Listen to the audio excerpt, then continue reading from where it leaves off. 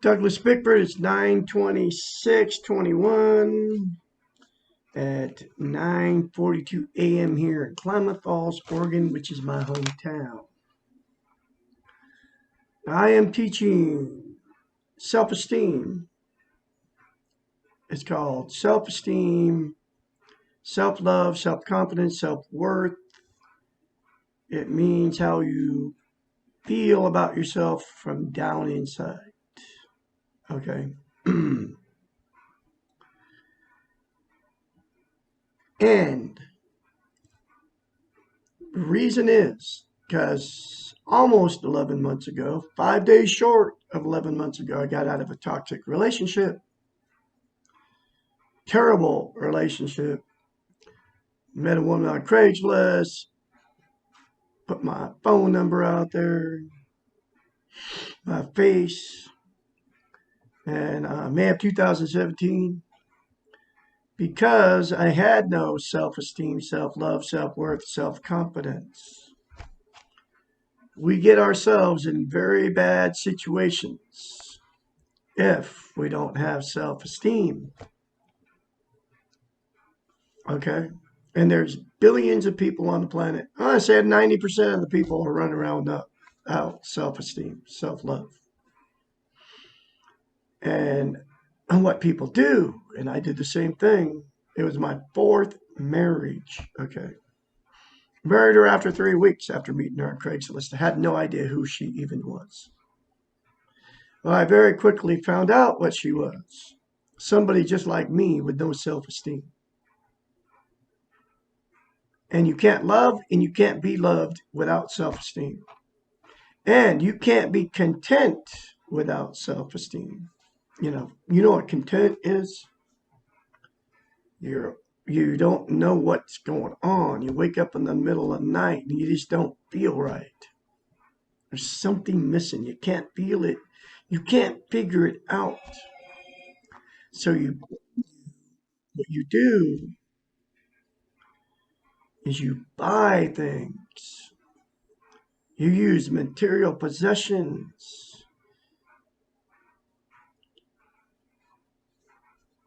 You use material. Sorry, I'm looking at all my emails coming in. Okay. Here's what you use to try to make that insecurity in yourself go away. And it's because you don't have any self-esteem, you're insecure in here. And that's that loneliness you feel, that thing that you can't put your finger on it. But you use material possessions, you use drugs, alcohol, sex, TV, religion, another person, people to fill that thing you got missing inside you. Okay. It's that feeling you get when you wake up in the middle of the night and just all the facade is down. There's no noise. Okay. Even if you have a partner sleeping right next to you, you still feel that emptiness. Okay. Even though you might be married or you might not be married, but you got a girlfriend, boyfriend, whatever it is, sleeping right next to you and you wake up in the middle of the night. They do the same thing. They just don't tell you about it, okay? Because we try to, you can't talk about it, okay? It's like one of those things. It's like makes people feel weak if they talk about stuff that's going on inside you like that, okay? We've been trained and taught it's not okay you can't, you're weak if you tell people stuff like that. Okay. You know what I'm talking about. The Facebooks, the television, your friends, the churches. You go in there trying to fill that. When you go to church, you try to fill that emptiness you have inside you, but it doesn't work. But I have the cure. Okay. It happened to me. Okay.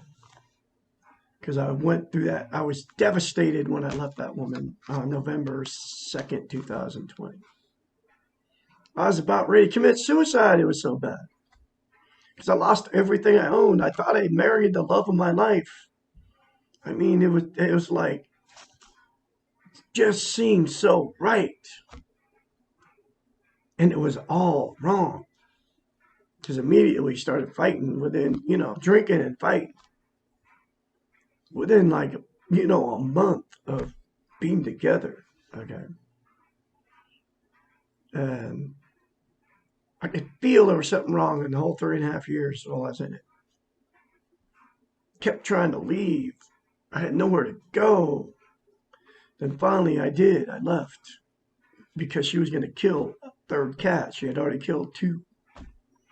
So it was a straw that broke the camel's back. She was going to kill another one of my cats when I already let her kill two.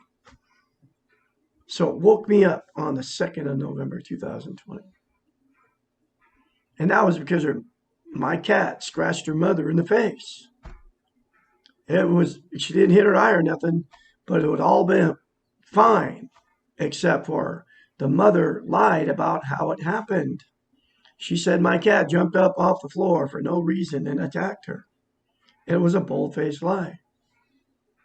My wife literally jumped on the bandwagon. They were both attacking me. My wife even said, I'll kill him. You won't resent me if I get rid of your cat, will you? Yeah.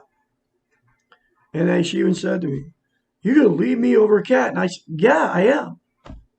But then I didn't say what I realized later. I said, yeah, I mean, but she was going to kill my cat. I love my cats. She had already done it to two. I knew she'd do it to a third one. She didn't have any problem killing animals. And I had literally left because of it. Okay. I took my cat, 3 cats, and I left because of that reason. And she said to me, you're going to leave me because of a cat? Yeah, I am. And I did. And because she was going to kill him, but I didn't even have enough self-esteem in me then to say that to her. I didn't have enough self-esteem in me then to ever say no to her. That was the only time I ever said no to her. I literally let her pull the trigger and kill one of my cats. He was only like 6 years old. He would live to be 15 because I couldn't afford a vet bill. And I could have came up with the money, but she talked me out of it. I let her talk me out of it, and then I let her kill my cat, literally, to save $100. So I didn't have to euthanize him. And she did it. Anyway, I'm still reeling from the pain of all this stuff, okay? But I have the cure for that emptiness you feel. Because you don't have self-esteem, that's why you feel that emptiness. That's why you're not content. You look at yourself in the mirror, say, I love you. Say, I love my inner child. I'm going to nurture and take care of my inner child. You have to say both of those things and then say, I'm worthy to be loved and worthy to love. Say those 3 things in the mirror to yourself. Do not tell anybody you're doing it. Just do it. Then get the book. It's in a link. It's called The Portable Therapist in the description of this video. And then when you start going through the change, you can call Douglas Bickford at 458-232-5238. I can be your mentor. I can help encourage you along the way because we live in a very negative world. There'll be a lot of stuff you'll do, a lot of concepts out of this book, okay? But you can start the change process if you do it. If you don't turn me off when I say that to you. And if you don't tell anybody you're doing it. Because if you tell somebody you're doing it, if you're in a toxic relationship right now, Do what I just said. Get the book, Portable Therapist, but don't tell the maniac you're with that you're doing it. Okay. Don't tell him you're watching some guy on YouTube tell you. Okay. To look at yourself in the mirror and say, I love you. Say, I love my inner child. Say, I'm worthy to be loved, worthy to love. Don't tell them. Just do it. Don't tell anybody you're doing it. Because literally, man, they will attack you for doing it. Because we live in this negative thing, and they're actually taking away our self-esteem on purpose. Okay, I'm talking about Facebook, television. The churches are doing it. Don't even know they're doing it. Because what they'll give you is self-esteem on steroids. I'm telling you, it will work. Okay? But I'm going through the book, one chapter at a time, of the Portable Therapist, and teaching how to attain and maintain self-esteem. To maintain self-esteem, it's like lifting weights. You have to keep doing it. In other words, keep saying those 3 things to yourself in the mirror every day, no matter what. First thing you do when you get out of bed, when you're all groggy, walking into the bathroom. Instead of criticizing yourself, say those 3 things to yourself in the mirror. Look at yourself dead straight in your eyes. Say, I love Douglas A. Bickford. I love my inner child. I'm worthy to be loved. I'm worthy to love. I will nurture and take care of my inner child from now on. We all have an inner child. If you don't know we have an inner child, then you don't have self-esteem.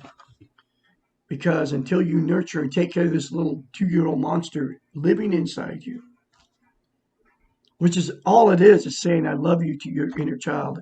I'm going to nurture and take care of you. That's it. And that's all you got to do.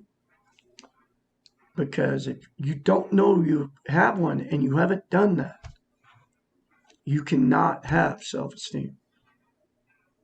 You'll not ever get it unless you do those 2 things in the mirror. I kid you not. And if you do it, and you keep doing it, when you go out around people, you're going to feel a difference right in here. And then you won't condemn, judge, criticize people anymore. You won't walk around all negative. You'll be jumping out of bed like you're 21 years old. You might be 21 years old.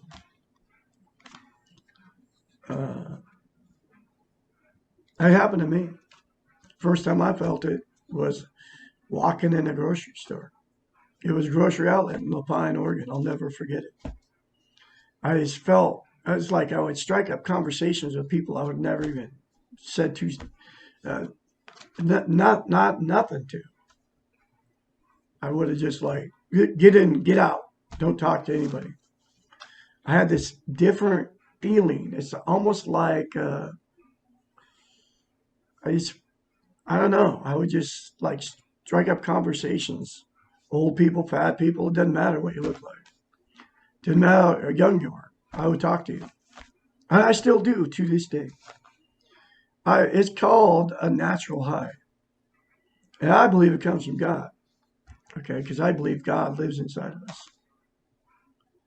And people are trying to get that natural high by using drugs, sex, alcohol, religion, that feeling of contentment.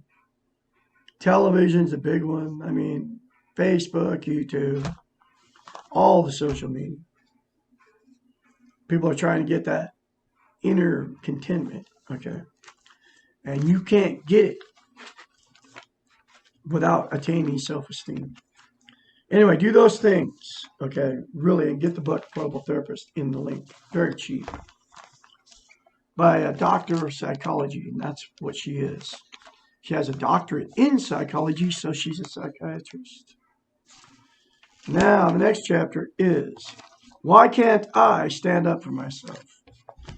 That's why you can't tell anybody if you do that you're doing it. Say that those 3 things in the mirror to yourself, because they're criticize you, and then you won't be able to stand up for yourself. That's what this chapter is. Chapter 55. The fear of being assertive or standing up for ourselves is most often related to our training. She calls it training, I call it brainwashing, on how to be good or nice. Because of our brainwashing training has not taught us how to love ourselves, which they haven't, but I just told you how to love yourself. We have focused our time and energies on people-pleasing behaviors in order to be loved. I was married to one. Okay. We have been trained to believe that others will become angry and withdraw from us if we express opinions contrary to what they are saying. And you all know what I'm talking about. It's called peer pressure. You can't, somebody tells you something, they believe something, and you just can't say what you believe because you're afraid they're not going to like you. It becomes easier to agree without and withhold our own rights, choices, and feelings rather than risk abandonment because you think they won't like you. We think that if we go along, then we will be loved and taken care of by these others. The paradox here is that usually people pleasers become a pain to those around them. People stop believing in all that niceness and begin to wonder if there's a real person inside there. And people who never assert themselves become a lot of work for others because no one, including the people pleaser, knows what they really want or need or feel. The end result is usually exactly what the people pleaser is trying to avoid: abandonment, either emotionally or physically. I was with a people pleaser. She was always trying to please everybody. But she was also a narcissist at the same time and a codependent. I mean, it was weird. And I would watch her do this stuff to people. She had her brother living on our property. He was like this bully, terrible guy. And she would just couldn't stand up for herself to him. I believe it's because he sexually abused her when she was a kid because he was a half brother. But anyway, that's what she was. And you are with a bunch, all of you out there. There's millions, billions of you with these type of personality disorders. People pleasing is just one personality disorder. Okay. And you fight and argue with these people. I did for 3.5 years. So I end up, I left her physically because of it. But she was going to kill my cat. And she was killing animals to please her twisted family. Her mother was one of them. Okay. Not standing up for ourselves means exactly that. Literally and figuratively. It means that we do not feel worthy to be in this world, to hold opinions and thoughts and feelings and rights. Asserting ourselves means putting ourselves forward and expressing who we are. It does not mean being pushy or aggressive. The bully, that was her brother, and her mother, is as insecure as the people pleaser, and it is no coincidence how these opposites attract each other. My wife was a people pleaser, and she had to have her bully brother living on my property the whole time. Alcoholic, drug addict, chain smoker, hoarder, racist. We fought and argued about him living on our property all the time. And she was the people pleaser. She was always trying to please him. He'd come in raging at her about whatever it was, especially if he wasn't stoned. Okay. And it's no coincidence how these opposites attract each other. So but then her mother moved in, who was also a bully. Okay. Had sexually, physically, and emotionally abused 4 children. One of them, and 2 of them I lived with on my property. The daughter my wife and her brother. And when I first met her, both brothers were living on that property, mom and dad taking care of them. And my wife was living in a bedroom on the property, mom and dad taking care of her. She was 56 with no checking account. She was never responsible for any bills. Then I found out she was living with her ex-husband at the same house. They were living, her and her ex-husband, who she was married to for 15 years, always lived with her mom and dad, with the exception of a few months. Their whole marriage. I didn't know any of this till I married her after 3 weeks. If I would have known any of this stuff, I would have never married. If I'd had self-esteem, I would have never married her. I would have never even talked to her after one conversation on the phone after I met her on Craigslist, if I had self-esteem, but I didn't. Anyway, I had to go through that relationship to get out of it and to get self-esteem, because now I'm full of it because of mirror therapy. We can easily recognize how the bully is self-centered, but we can also recognize the self-centeredness in the people pleaser. This person has delegated their rights to take care of themselves to others. They have bartered their ability to love themselves by expecting others to love them because of their nice behaviors. I mean, I witnessed this stuff for 3.5 years with my wife. Okay. They try to have others around them assume the responsibility for their lives by never taking charge of their own lives. That's why she always let mom and dad be responsible for the bills. And then mom and dad would abuse her because they were always taking care of them. They were like the, what do you call it?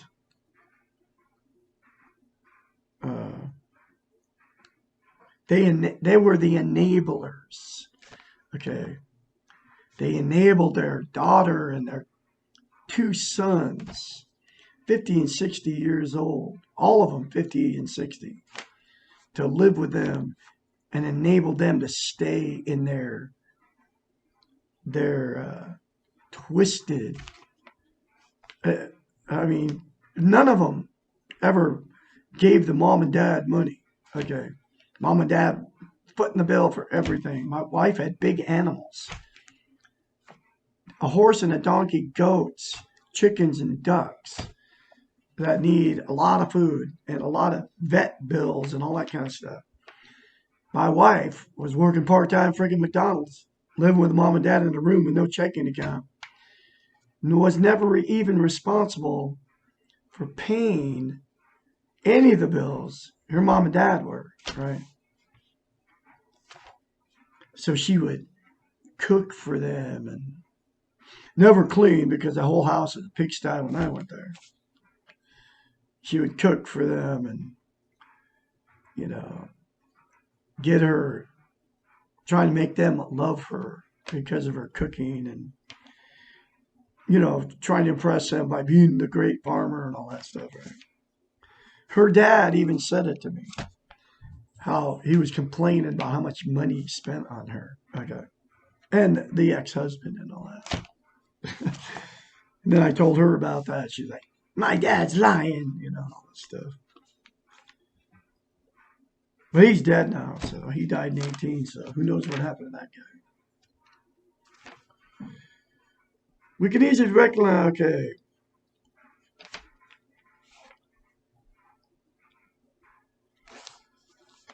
They try to have others around them assume the responsibility for their lives by never taking charge of their own lives.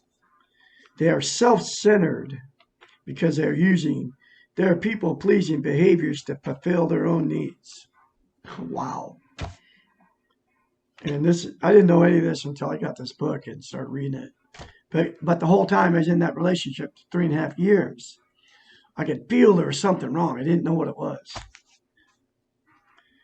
These people are more concerned with appearing nice. And appearing nice. It wasn't even real. I could feel that.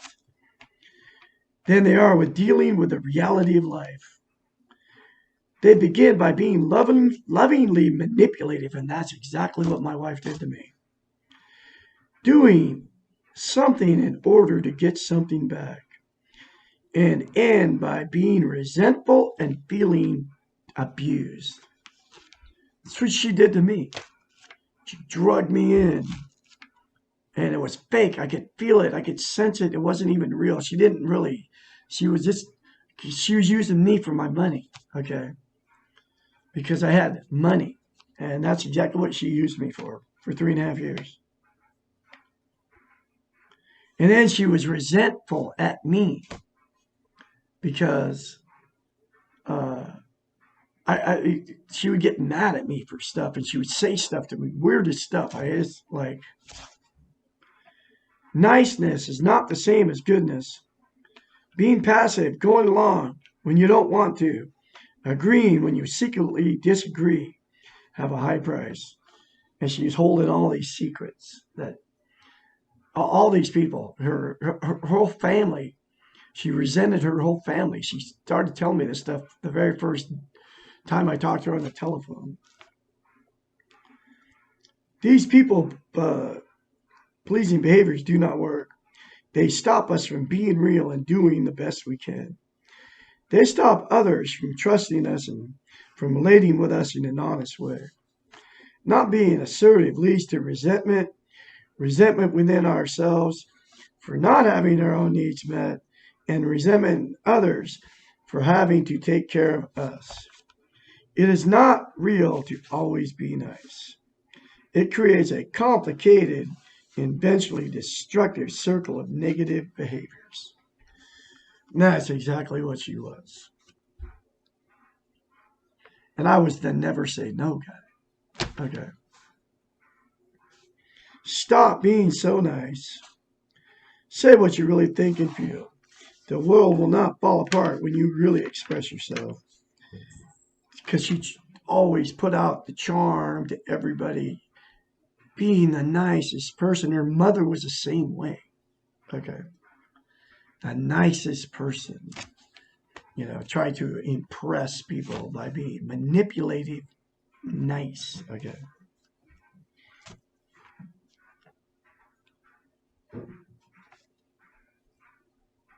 Remember that others have the right to choose, and they may not choose to agree with you. Allow yourself to disagree, to stand up for yourself, and allow others to do the same. This results in a much simpler and saner way of being. That's why it felt so insane, that whole relationship. Because she had her brother living there the whole time. He was like a bully. She was the people-pleasing, codependent, and she was also a narcissist at the same time. It was like, I could feel all this stuff, man. And she had this friend, okay, that would come over, and then we would fight and argue about this friend because she would just show up without even calling us or anything. And we were supposed to just stop and tell her and, just, stop whatever we were doing and just, make this person feel wanted. And it was like, I don't know. Anyway, I could feel all this stuff was going on. No matter how nice you try to be, everyone will not love you. That is okay if you love yourself. She had no idea how to love herself. And there's a lot of you out there the same way. And the people who do love you will know and love the real you. And that is the only one worth knowing. Assert yourself. Stand up for yourself.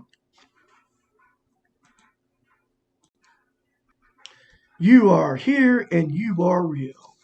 Let the world know it. Anyway, say those 3 things to yourself in the mirror, folks, and you won't have to. You will be able to assert yourself and stand up for yourself. And you won't be a people pleaser anymore. You won't be narcissist anymore. You won't be a bully anymore. You'll be human. Okay? Get the book, The Portable Therapist, in the link. Call me at, again, 458-232-5238. I can be your mentor. I can encourage you along the way. Because once you start getting self-esteem, you won't be in toxic relationships anymore. Guaranteed. Anyway, I'll have another chapter for you tomorrow. Y'all have a great day out there.